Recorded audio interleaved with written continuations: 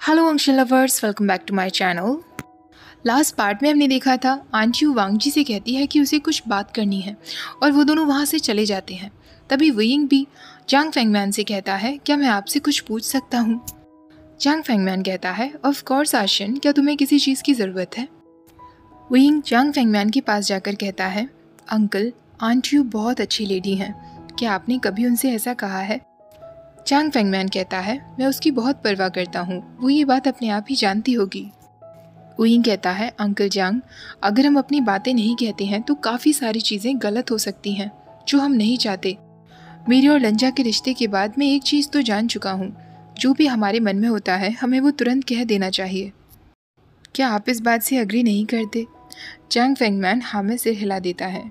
वियिंग मुस्कुराते हुए कहता है, मैं बस यही कहना चाहता था। मेरे आने के बाद आप लोगों में कुछ प्रॉब्लम्स हो गई थी, पर आंट यू बहुत अच्छी लेडी हैं, तो मैं चाहता हूँ कि अब आप दोनों के बीच कभी कुछ ना हो। काफ़ी लेट हो रहा है, अब हमें चलना चाहिए। गुड नाइट अंकल जांग। तभी जांग फेंगमैन उसके शोल्डर पर हाथ रखते हुए कहता है, आशियन, आज अगर तुम्हारे पेरेंट्स जिंदा होते तो उन्हें तुम पर बहुत फक्र होता। वियिंग देख सकता था कि जांग फेंगमैन की आंखों में आंसू आने लगे थे। वो तुरंत उन्हें हग कर लेता है।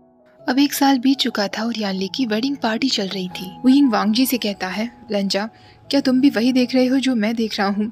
आई थिंक वेनिंग की आज 3rd ड्रिंक है। वेनिंग उन दोनों से काफ़ी दूर बैठा हुआ था, पर फिर भी वो बहुत ड्रंक दिख रहा था। वांग जी वियिंग से कहता है, हाँ, ये अनयूजुअल है, वेनिंग कभी इतना ड्रिंक नहीं करता।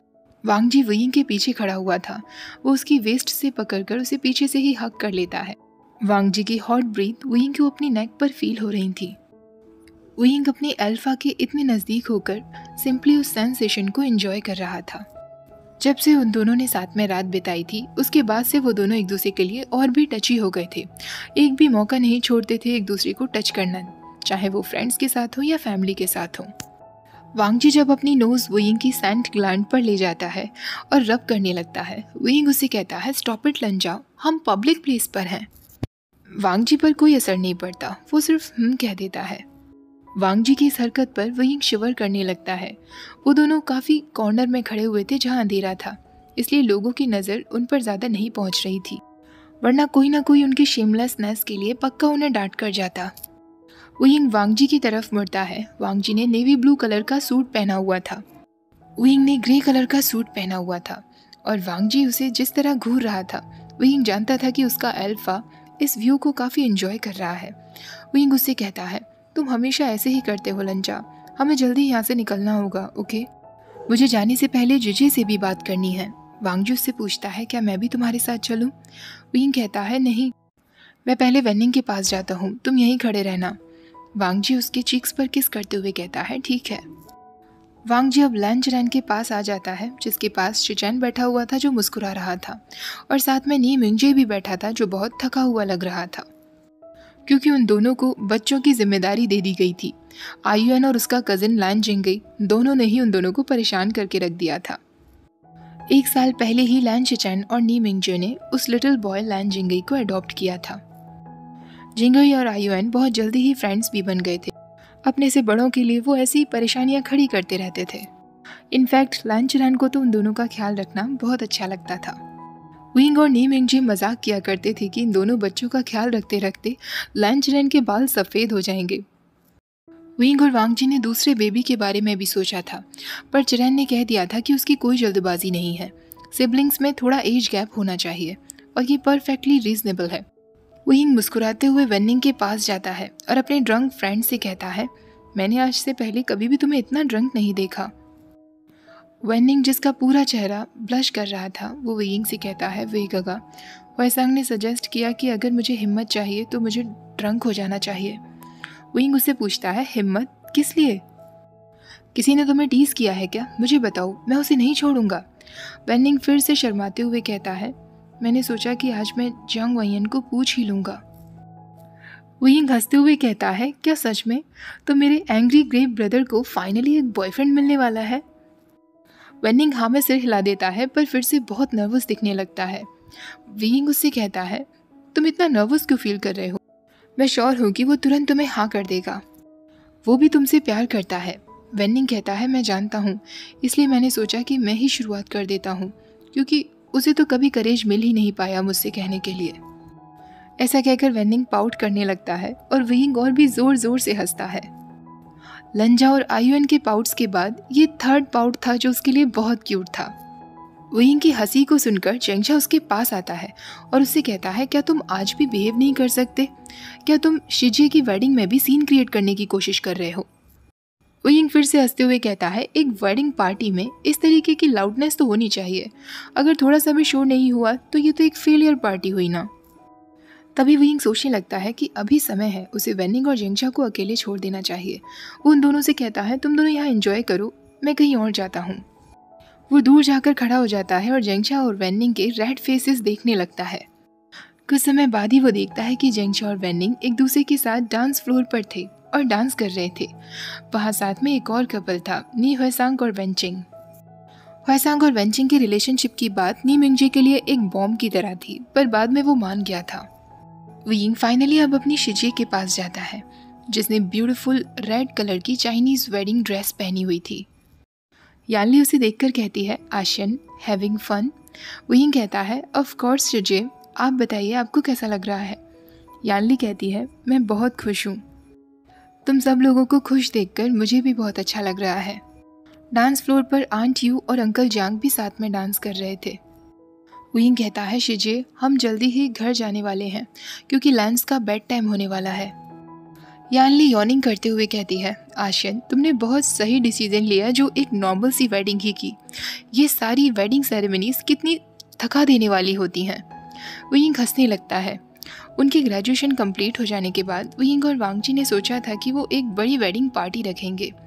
इनफैक्ट उनकी फैमिलीज ने भी इसके लिए इनकरेज किया था, पर एट द एंड उन दोनों ने एक नॉर्मल सी वेडिंग की थी। फैमिली मेंबर्स को एकदम शॉक लगा था जब उन्होंने कोर्ट हाउस से कॉल की थी कि वो दोनों अब मैरिड हो चुके हैं। विटनेस के रूप में उन्होंने जांग यानली और लैन शिचैन को कॉल करके बुला लिया था। यानली अचानक अपने पास से शैंपेन की एक बॉटल निकालती है तो वियिंग उसके हाथ से छीनते हुए कहता है शिजे आपको ये ड्रिंक नहीं करना चाहिए। यानली सरप्राइज्ड होते हुए कहती है तुम जानते हो आशियन? वियिंग कहता है जिजे ऑफ कोर्स, आप हमेशा से अपने लिए एक विंटर वेडिंग चाहती थी, पर सडनली आपने समर में ही वेडिंग करने का डिसीजन लिया।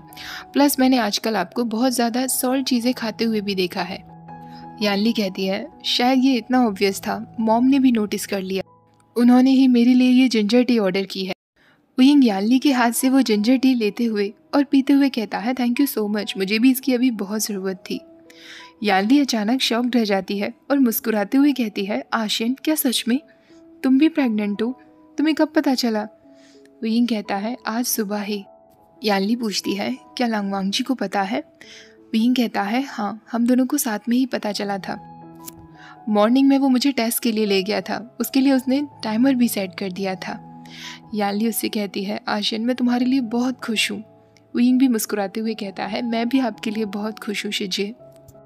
वियिंग अब जैसे ही होटल रूम डोर खोलता है वांगजी तुरंत अंदर आ जाता है और आयुन को उनके डबल बेड के बीचों बीच लिटा देता है। आयुन इतनी गहरी नींद में था कि वांगजी उसके कपड़े चेंज कर देता है और उसके पजामा से उसे पहना देता है, तब भी आयुन को पता नहीं चलता। वियिंग और वांगजी सोच रहे थे कि वो आयुन के नेक्स्ट बर्थडे पर उसे एक पेट बनी गिफ्ट करेंगे। वियिंग आयुन के पास लेट जाता है और उसके बालों को उसके फेस से हटाते हुए कहता है हमारा पुअर लिटिल गाय बहुत थक गया है। वांगजी भी वियिंग के पास आ जाता है और अपने हाथ उसकी वेस्ट पर रखते हुए कहता है आज का दिन बहुत एक्साइटिंग था। वियिंग को वांगजी के टच से काफ़ी कंफर्टेबल फील हो रहा था। वो वांगजी के चेस्ट पर ही सिर रखकर लेट जाता है तो वांगजी उससे पूछता है और मेरा दूसरा बेबी कैसा है? वियिंग मुस्कुराते हुए और अपने स्टमक पर हाथ फैलाते हुए कहता है लंजा अभी वो टाइम नहीं आया है कि ये दूसरा बेबी भी थका हुआ फील करने लगे। वांगजी उससे कहता है दूसरा बेबी मतलब वियिंग, मैं तुम्हारी बात कर रहा हूँ वियिंग। वियिंग हंसने लगता है और उससे कहता है लंजा प्लीज़ इस तरीके के शब्दों को कहने से पहले मुझे वार्निंग दिया करो। इस बेचारे पुअर प्रेग्नेंट ओमेगा पर थोड़ा सा तो तरस खाओ। वांगजी वियिंग की लिप्स पर फिंगर रख देता है क्योंकि वियिंग की आवाज़ से आयुन जग सकता था। वियिंग अपने लाफ्टर को कंट्रोल में कर लेता है और वांगजी की तरफ अपने लिप्स कर देता है। वांगजी तुरंत उसके लिप्स पर किस कर लेता है और अपना हाथ वियिंग के स्टमक पर धीरे धीरे फहराने लगता है। 17 साल की उम्र में जब वयिंग पहली बार प्रेग्नेंट हुआ था, वो हमेशा से ये चाहता था कि उसका अल्फा इस तरह उसके स्टमक पर अपना हाथ फहराए।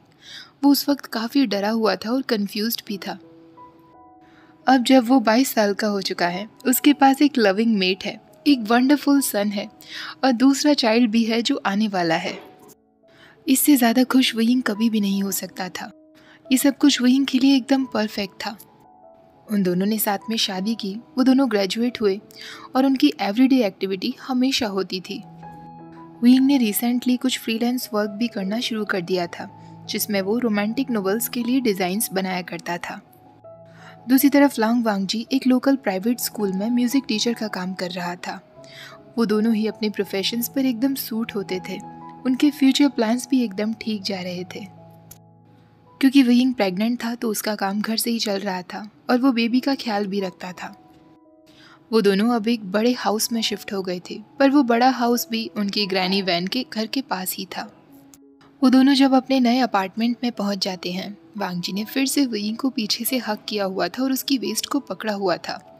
वयिंग उससे पूछता है, रंजा, वैसे तुमने मुझे बताया नहीं कि उस दिन आंटियों ने तुमसे क्या बातें की थी। वांगजी कहता है, उन्होंने मुझे बस एक एडवाइस दी थी। उन्होंने कहा था कि मुझे हमेशा वो डिसीजंस लेने चाहिए जो मैं दिल से चाहता हूँ। पास्ट में जो भी कुछ हुआ, मैं कुछ भी ठीक से हैंडल नहीं कर पाया था वयिंग, पर मैं प्रॉमिस करता हूँ कि अब तुम्हारा हमेशा ख्याल रखूँगा। ऐसा कहकर वो वयिंग की फोरहेड पर किस करता है। वयिंग भी उसे टाइटली हग करते हुए कहता है, मैं भी प्रॉमिस करता हूँ लंजा।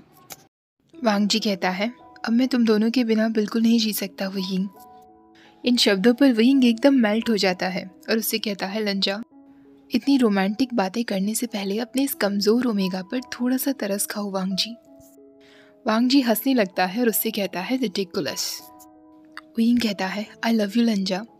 वांगजी भी उसे किस करते हुए कहता है, आई लव यू टू वयिंग। और इसी के साथ हमारा ये फ़ैन फिक्शन ख़त्म हो जाता है। आई होप आप लोगों को ये फ़ैन फिक्शन बहुत ज़्यादा पसंद आया होगा। जल्दी ही मैं आप लोगों के साथ एक नया फ़ैन फिक्शन शेयर करूँगी। प्लीज़ मुझे कमेंट्स में ये ज़रूर बताइएगा कि आप लोग नेक्स्ट फ़ैन फिक्शन मॉडर्न देखना चाहेंगे या हिस्टोरिकल। आज का वीडियो अच्छा लगा है तो प्लीज़ वीडियो को लाइक, शेयर और चैनल को सब्सक्राइब करना मत भूलिएगा। Thank you for watching. Bye bye.